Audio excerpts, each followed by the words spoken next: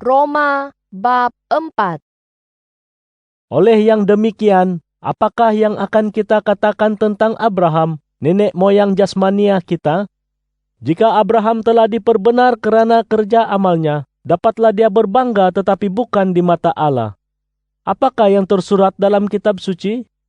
Abraham percaya kepada Allah, dan hal itu diperhitungkan baginya sebagai perbenaran.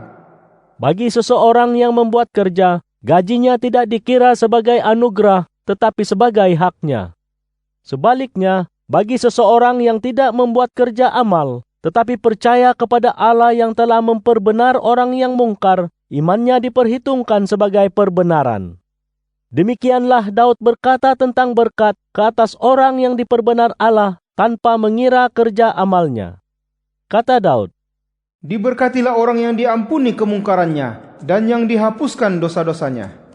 Diberkatilah orang yang dosanya tidak diperhitungkan Tuhan.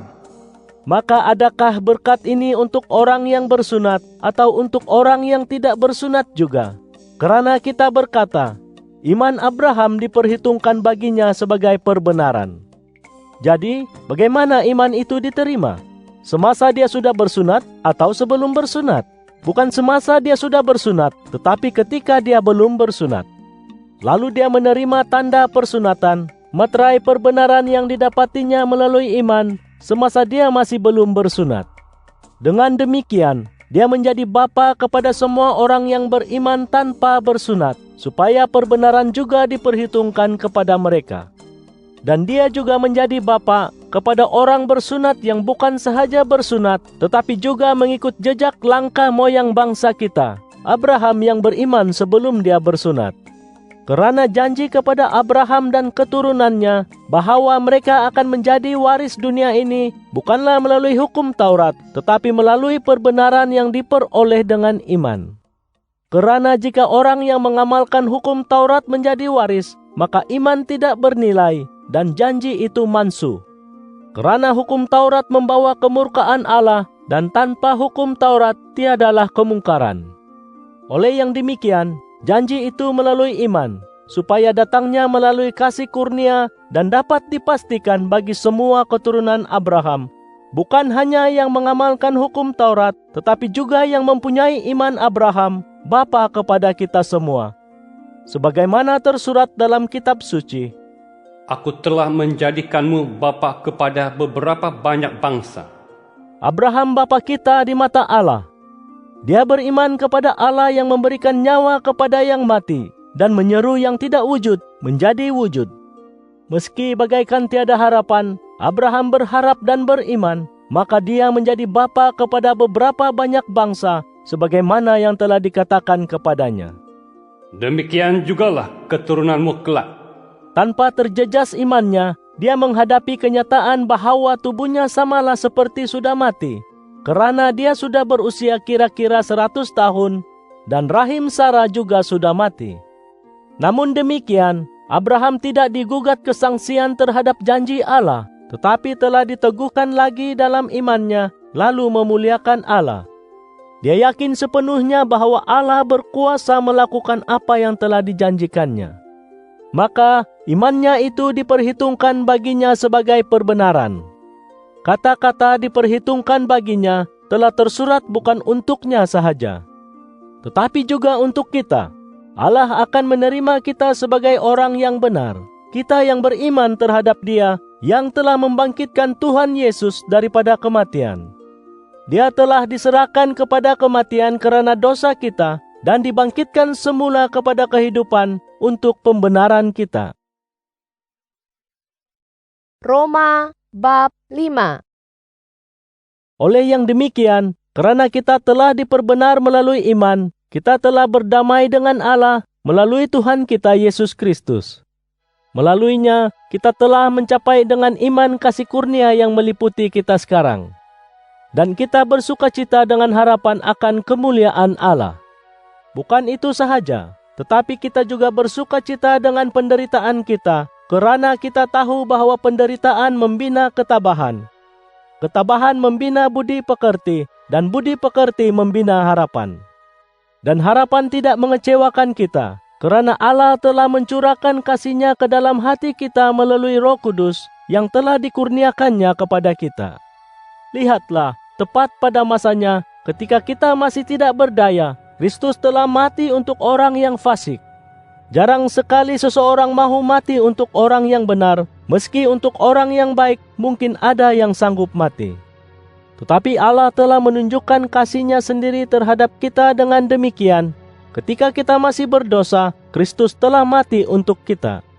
Oleh sebab sekarang kita telah diperbenar dengan darah-Nya, lebih-lebih lagilah kita akan diselamatkan daripada kemurkaan Allah melaluinya.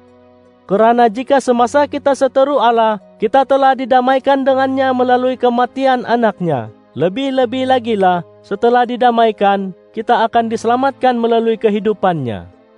Bukan ini sahaja, tetapi kita juga bersukacita dalam Allah melalui Tuhan kita Yesus Kristus, yang melaluinya kita telah menerima pendamaian. Oleh itu, sebagaimana dosa memasuki dunia ini melalui seorang manusia, dan dengan demikian kematian menimpa semua manusia, kerana semuanya berdosa. Kerana sebelum hukum diberikan, dosa sudah ada di dunia. Tetapi dosa tidak diperhitungkan apabila hukum tidak ada.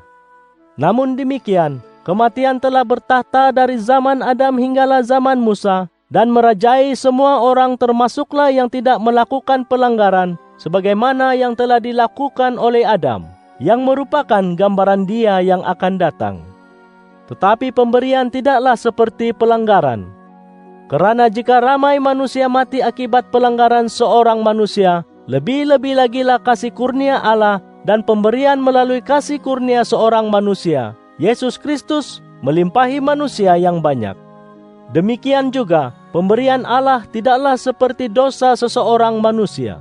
Penghakiman datang selepas satu dosa dan membawa hukuman, tetapi pemberian itu datang selepas beberapa banyak pelanggaran yang membawa pembenaran. Kerana jika dengan dosa seorang manusia, kematian telah bertata melalui seorang manusia itu, maka lebih-lebih lagilah orang yang menerima peruntukan kasih kurnia dan pemberian perbenaran yang melimpah-limpah akan bertata dalam kehidupan melalui seorang manusia, Yesus Kristus. Oleh yang demikian, sebagaimana satu pelanggaran itu membawa hukuman bagi semua manusia, maka satu perbuatan benar membawa pembenaran yang memberikan kehidupan bagi semua manusia. Kerana sebagaimana melalui pelanggaran oleh seorang manusia, ramai telah menjadi orang berdosa, maka melalui ketaatan seorang manusia, ramai akan diperbenar. Hukum Taurat telah diadakan supaya pelanggaran bertambah. Tetapi dengan bertambahnya dosa, semakin bertambahlah kasih kurnia. Oleh itu, sebagaimana dosa telah bertahta dalam kematian, maka kasih kurnia akan bertahta melalui perbenaran, untuk membawakan kehidupan kekal melalui Yesus Kristus, Tuhan kita. Roma bab 6. Oleh yang demikian, apa akan kita katakan? Patutkah kita terus melakukan dosa supaya kasih kurnia bertambah? Sama sekali tidak. Kita telah mati kepada dosa. Betapa mungkin kita terus hidup dalamnya? Atau tidakkah kamu tahu bahwa kita semua yang dibaptiskan dalam Kristus Yesus telah dibaptiskan ke dalam kematian-Nya? Melalui baptisan itu, kita dikuburkan dengan Dia dan ikut mati bersamanya.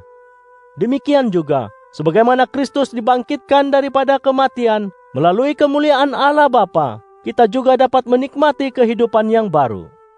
Jika kita telah disatukan dengan Kristus kerana kita turut mati bersamanya, maka tentulah kita akan disatukan juga dengannya dalam kebangkitan semulanya. Kerana kita tahu bahwa diri kita yang dahulu telah disalib bersamanya, supaya tubuh dosa itu dapat dihapuskan, dan kita tidak lagi diperhamba oleh dosa. Kerana sesiapa yang telah mati, dia dibebaskan daripada dosa. Jika kita telah mati bersama Kristus, kita percaya bahwa kita akan hidup dengannya juga. Kerana kita tahu bahwa oleh sebab Kristus telah dibangkitkan daripada kematian, Dia tidak mungkin mati lagi. Kematian tidak berkuasa atasnya lagi. Dengan kematiannya, Dia telah mati kepada dosa sekali untuk selama-lamanya. Tetapi dengan kehidupannya, Dia hidup kepada Allah. Demikian juga, Anggaplah dirimu telah mati kepada dosa, tetapi hidup kepada Allah dalam Kristus Yesus. Oleh itu, jangan biarkan dosa bertahta dalam tubuhmu yang fana, sehingga kamu menurut kemahuannya yang durjana. Janganlah persembahkan bahagian-bahagian tubuhmu kepada dosa sebagai alat-alat kedurjanaan. Sebaliknya, persembahkanlah dirimu kepada Allah sebagai orang yang telah dibawa daripada kematian kepada kehidupan, dan persembahkan bahagian-bahagian tubuhmu kepadanya sebagai alat-alat perbenaran. Kerana dosa tidak akan menjadi tuanmu, disebabkan kamu bukan di bawah hukum, tetapi di bawah kasih kurnia. Jadi bagaimana? Patutkah kita melakukan dosa kerana kita bukan di bawah hukum, tetapi di bawah kasih kurnia? Sama sekali tidak. Tidakkah kamu tahu bahwa jika kamu mempersembahkan dirimu kepada seseorang dan mentaatinya sebagai hamba, maka kamu menjadi hamba kepada orang yang kamu taati. Sama ada kamu hamba kepada dosa yang membawa kepada kematian, atau kamu hamba kepada ketaatan yang membawa kepada perbenaran. Tetapi bersyukurlah kepada Allah. Dahulu kamu diperhamba oleh dosa, tetapi kini kamu telah taat sepenuh hati akan bentuk ajaran yang telah diamanahkan kepadamu. Kamu telah dibebaskan daripada dosa dan menjadi hamba kepada perbenaran. Aku menyampaikan perkara ini melalui istilah kehidupan manusia kerana kamu lemah dalam diri tabiimu.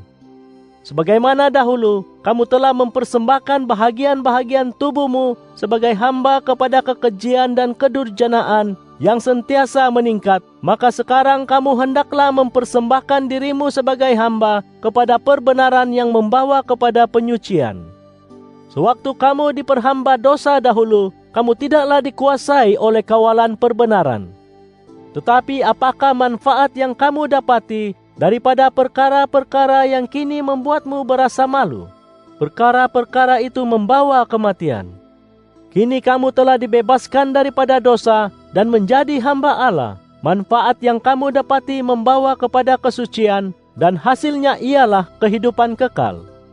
Kerana ganjaran dosa ialah kematian, tetapi kurnia Allah ialah kehidupan kekal dalam Kristus Yesus Tuhan kita. Roma bab 7.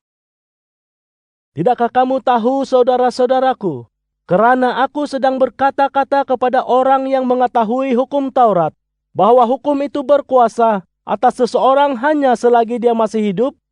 Misalnya, menurut hukum, seorang perempuan yang berkawin terikat kepada suaminya hanya selagi suaminya itu masih hidup. Tetapi jika suaminya mati, perempuan itu dibebaskan daripada hukum perkahwinan.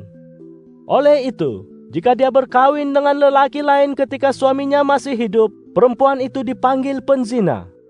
Tetapi jika suaminya mati, perempuan itu bebas daripada hukum tersebut, dan bukanlah penzina sekiranya dia berkahwin dengan lelaki lain. Oleh itu, saudara-saudaraku, kamu juga telah mati kepada hukum Taurat melalui tubuh Kristus, supaya kamu menjadi milik kepada yang lain, yaitu kepada Dia yang telah dibangkitkan daripada kematian. Dan dengan demikian, kita dapat menghasilkan buah kepada Allah. Kerana dahulu ketika kita dikawal oleh sifat tabi'i yang berdosa, hawa nafsu berdosa yang ditimbulkan oleh hukum telah bekerja dalam tubuh kita, sehingga kita menghasilkan buah untuk kematian.